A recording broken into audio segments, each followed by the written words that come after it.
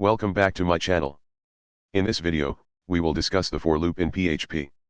The for loop is a frequently used control structure in programming that allows the code to be executed repeatedly for a certain number of times.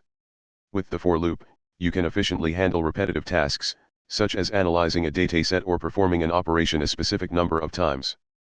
The syntax of the for loop is as follows. The initial value of the loop variable. The final value of the loop variable. The loop runs until this value is reached or meets the specified condition. $i++, incrementing the loop variable after each iteration. Let's start with a simple example of counting from 1 to 5. In this example, the initial value of the loop variable $i is 1. In each iteration, we print its value and increment it by 1.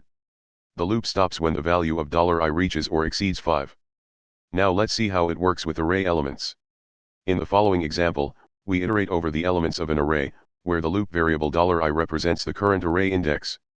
Here, we create a variable to store data in an array and then display these data sequentially in our browser. Let's now add our for loop to it.